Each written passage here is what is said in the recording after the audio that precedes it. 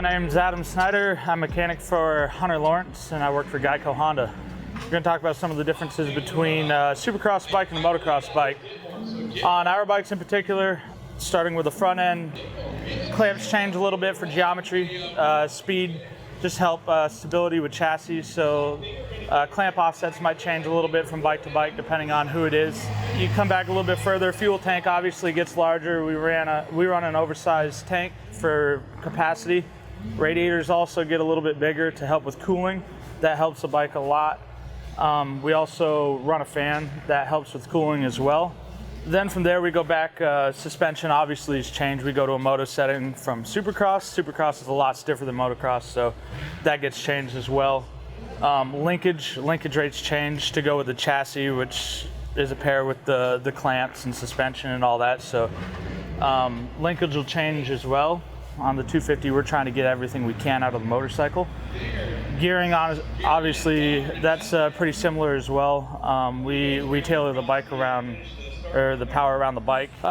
Mud prep stuff, everybody has things that they do. You know, you get your foam out, you start putting foam in areas just to try and keep mud from sticking to plastics underneath the fenders, front and rear fenders. We run mesh on the radiators. That does block mud from sticking into the radiators. And other than that, honestly, there isn't a whole lot that's changing between the bikes. It's just components to help cool them and keep them more stable. Other than that, bikes are pretty similar.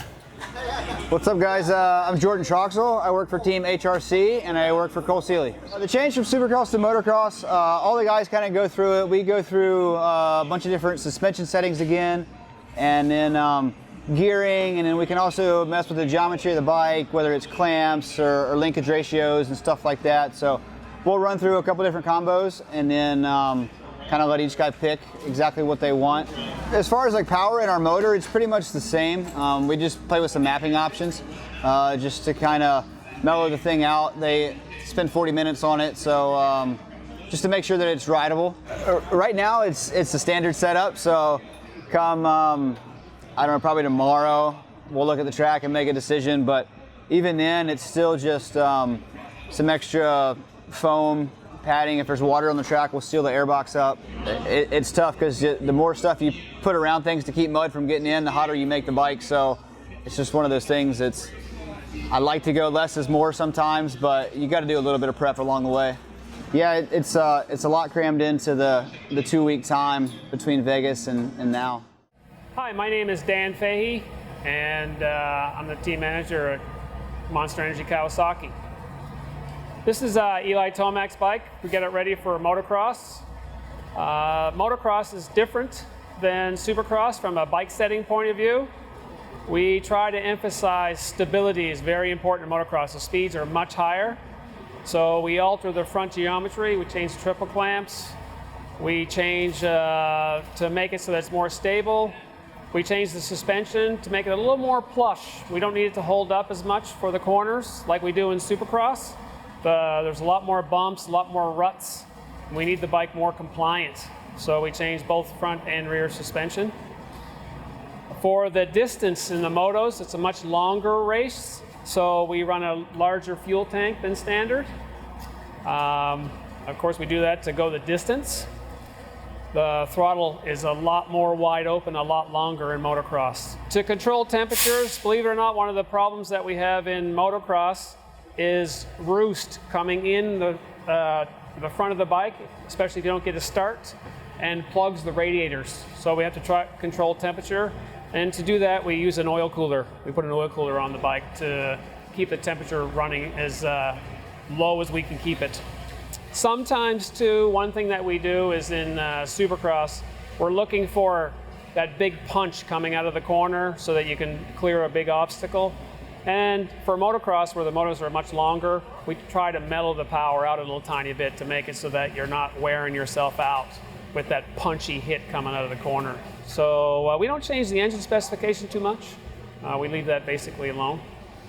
It was really nice, you know, to finish the Supercross strong and have him win the title, and hopefully that momentum and also the confidence carry on to the outdoors.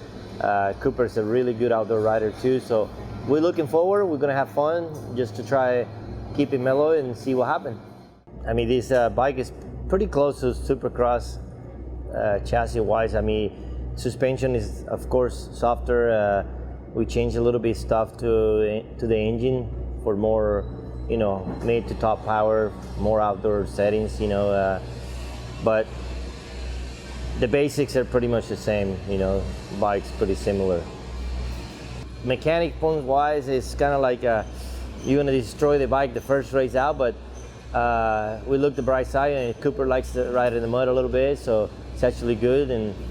But we like to have a good race and clean, dry, and you know, and see where everybody's at. I'm Matt Winters. I work for Shane McGrath on the TLD, GoPro, Red Bull, KTM lights team. One of the main things is obviously suspension.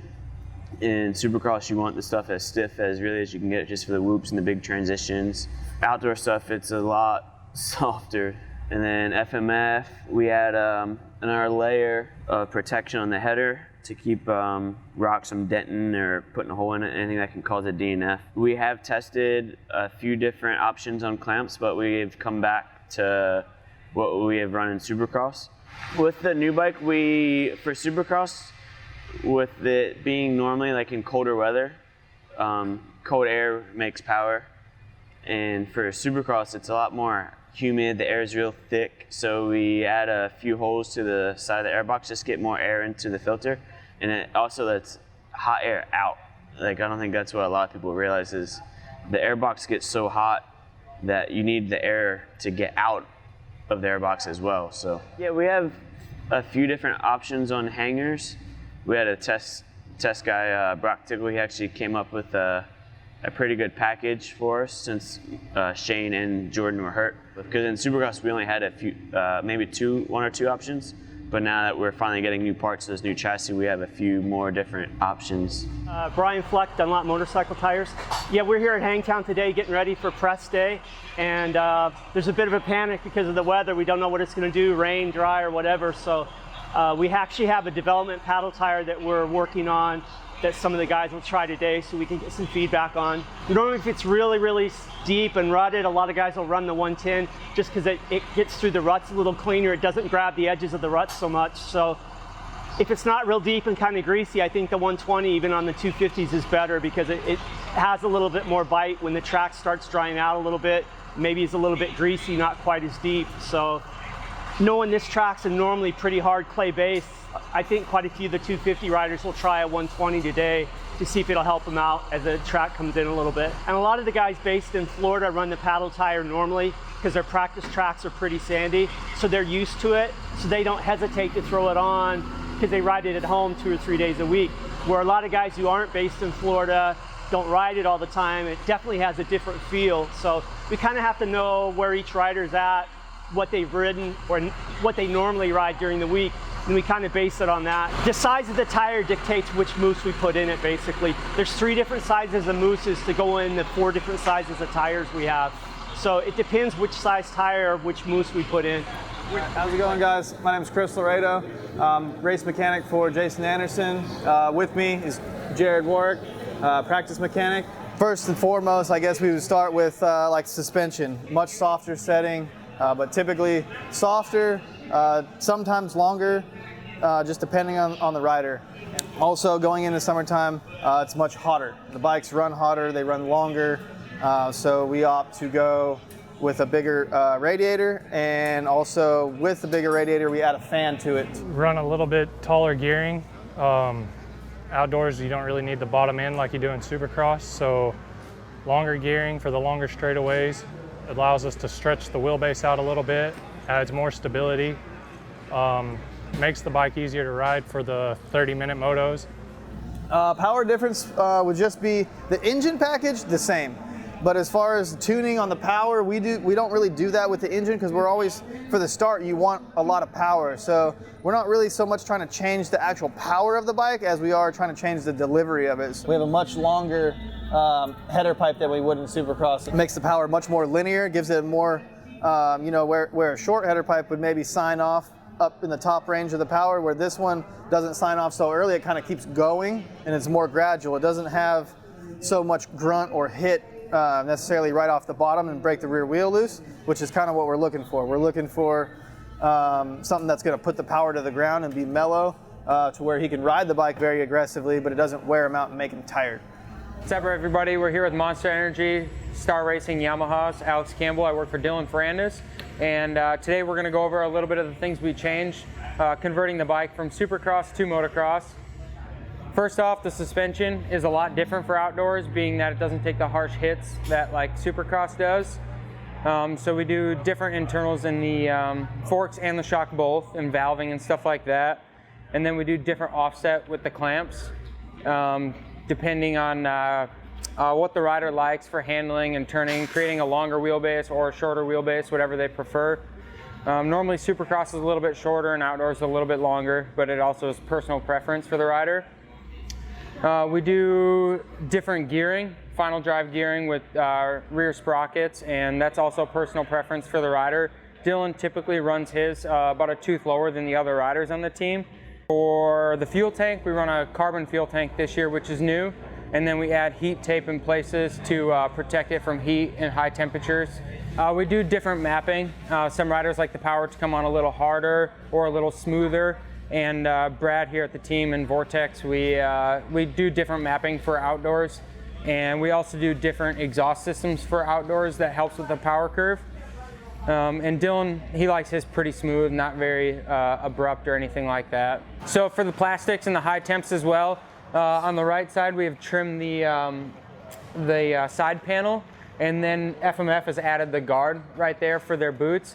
And really that helps like any type of damage to that part of the exhaust, like it could get dented in or things like that. Or if the plastic was to come apart or get caught on their boot, it can pull up and out. And this just eliminates that from happening, and it's just a safety precaution really. It's not really a problem that we have, but it's a problem we don't want to have. After winning the Supercross Championship, it kind of seems like you work so hard for something, and then when you finally do it in Las Vegas and like the style that we did, it's just you kind of feel like a breath of fresh air and everything kind of paid off. But then you go right back to work into outdoors. Only being 2 weeks off, it's kind of, you go right back to it and have the same goals like we did in Supercross, is go win races, do as well as you can every single weekend, and kind of just see where the cards fall and hopefully be at the front towards the end of the season and doing very well.